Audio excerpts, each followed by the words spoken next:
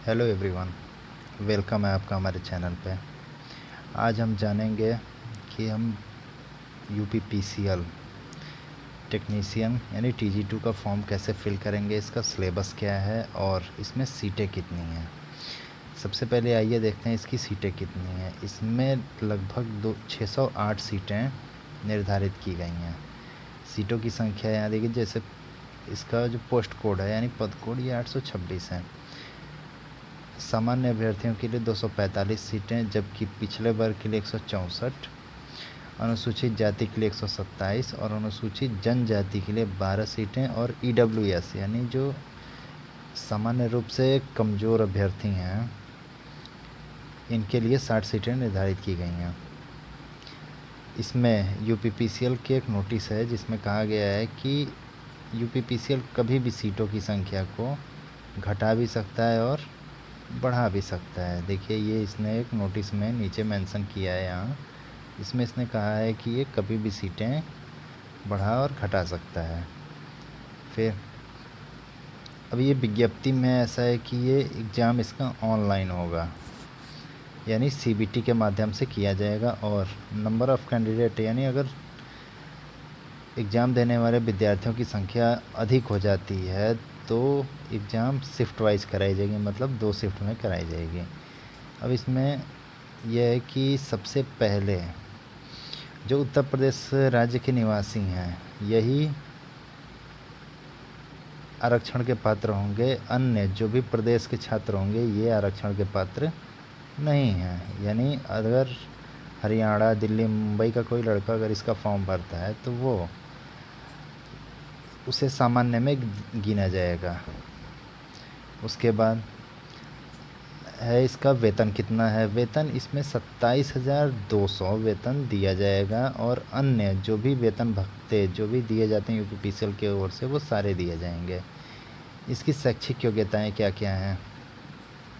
इसमें शैक्षिक योग्यताएं आपने एनसीवीटी से जहाँ से भी आईटीआई, इलेक्ट्रीशियन, इलेक्ट्रिकल कौशल विकास के अंतर्गत विद्युत वितरण, यानी इन तीनों ट्रेड से अगर आपने कभी किया है आईटीआई, इलेक्ट्रीशियन, इलेक्ट्रिकल या कौशल विकास के अंतर्गत जो एक कोर्स होता है जो नियर बाई 1 ईयर का होता है, ये भी अगर आपने किया है तो आप इसके लिए अप्लाई कर सकते हैं, यानी आप इसके लिए योग्य हैं। उसके बाद आयु कितनी है इसकी निर्धारित। आयु इसके लिए 18 साल और अधिकतम 40 साल निर्धारित की गई है। अब आयु में छूट कितनी दी जा रही है, सबसे ज़रूरी, अनुसूचित जाति जनजाति यानी जो भी पिछड़ा वर्ग है और चाहे स्वतंत्रता सेनानी जो भी हैं इनको लगभग 5 साल की छूट दी जाएगी। भूतपूर्व सैनिक जो भी होंगे इन्होंने कम से कम जो 5 साल की सेवा इनकी गिनी जाती है, और इन्होंने जितने साल ड्यूटी की है उसमें 3 साल जोड़ते हैं, यानी कि मान के चलिए अगर किसी ने 15 साल ड्यूटी की है और उसने ज्वाइन किया है 18 साल पे आर्मी, चाहे जो भी अर्धसैनिक बल आर्मी जो भी ज्वाइन किया है, तो इसमें 3 साल जोड़ा जाएगा। यानी अगर इनका 15, 18, 33 साल होते हैं और इसमें 3 साल जोड़े जाएंगे, 36 साल हो गए इनके, तो यानी 36 साल इनको वेटेज दिया जाएगा जी। इसके बाद अगर किसी विद्यार्थी ने अप्रेंटिस किया है, किसी भी विद्यार्थी ने, तो उसको छूट दिया जाएगा। छूट कब दिया जाएगा, अगर मेरिट में कभी ऐसा होता है कि 2 विद्यार्थी 1 नंबर पाते हैं, तो इसमें जिस विद्यार्थी ने अप्रेंटिस किया होगा सबसे पहले वरीयता उसे दी जाएगी।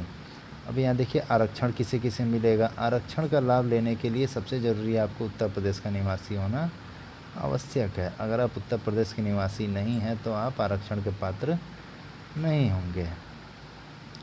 फीस निर्धारित की गई है इसमें अनुसूचित के लिए, अनुसूचित जाति और अनुसूचित जनजाति के लिए 700 और अन्य समस्त श्रेणी के लिए लगभग 1000 फीस निर्धारित की गई है। आवेदन शुल्क आपको uppcl.org पर जाकर जमा करना है। यह शुल्क ऑफलाइन ऑनलाइन दोनों से आप कर सकते हैं। अब इसके बाद है अर्हता और प्रमाण पत्रों का प्रस्तुतिकरण। इसमें आपको 31/3/2020 के बाद का जाति प्रमाण पत्र देना है, जबकि निवास प्रमाण पत्र आपका 31/3/2017 के बाद का अगर आपके पास है तो आप उसे इस फॉर्म के साथ अटैच कर सकते हैं। यानी आपका जब एग्ज़ाम हो जाएगा, आप क्वालिफाई हो जाएंगे, तो इस दोनों डेट का आपसे डॉक्यूमेंट मांगा जाएगा जो आपको प्रस्तुत करना पड़ेगा।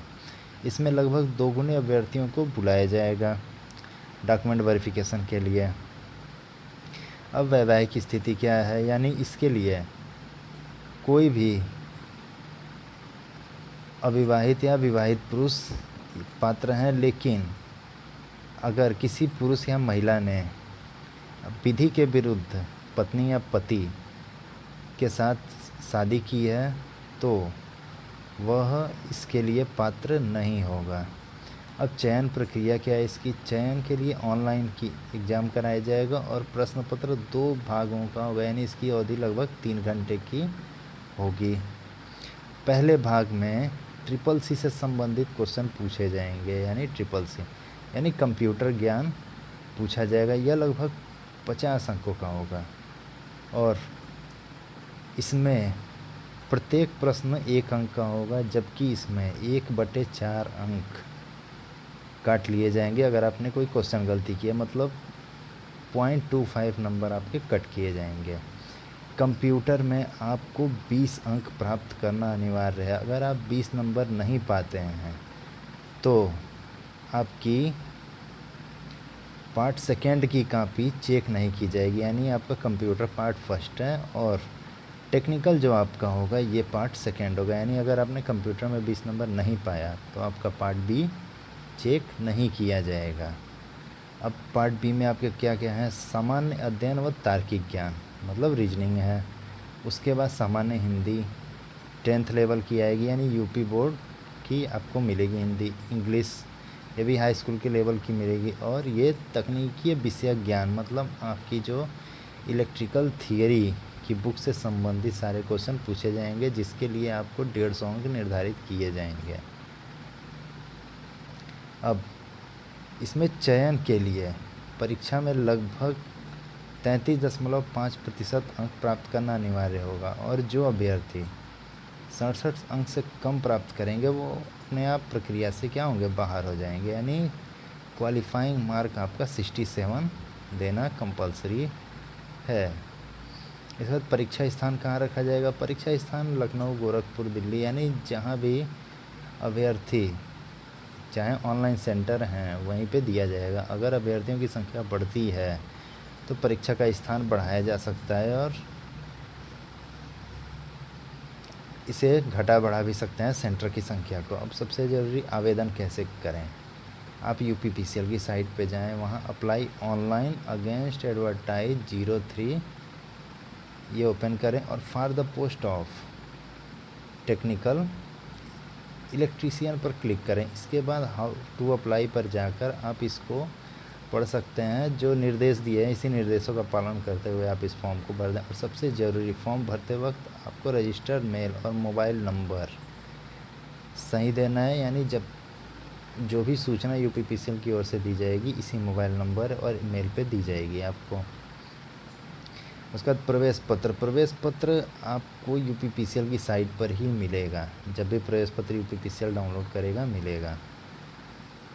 इसके बाद इसमें आता है कि अगर आपको कभी कोई सहायता की ज़रूरत पड़ती है तो आप हेल्प डेस्क 322@gmail.com पर जाकर मेल कर सकते हैं और जो भी आपकी समस्या है इसका समाधान आप इस पर पा सकते हैं।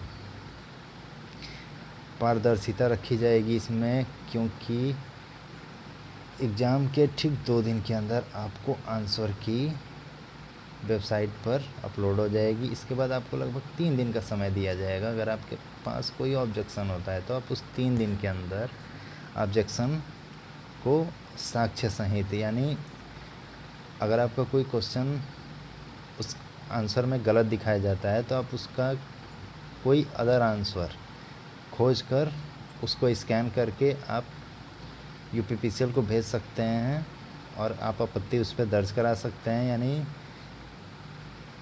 अगर आपका आपत्ति सही होगा तो आपको नंबर दिए जाएंगे। अब ये आवेदन कब से ओपन हो रहा है? आवेदन 1 जुलाई 2020 से 22 जुलाई 2020 तक होगा। फ़ीस कब तक आप जमा कर पाएंगे? 1 जुलाई 2020 से 22 जुलाई 2020 तक। और अगर ऑफ़लाइन है तो आप 24 तारीख तक का आपको ये समय दिया जा रहा है। अगस्त 2020 में इसका एग्ज़ाम प्रस्तावित है, यानी अगस्त में इसके एग्ज़ाम कराए जाएंगे। धन्यवाद।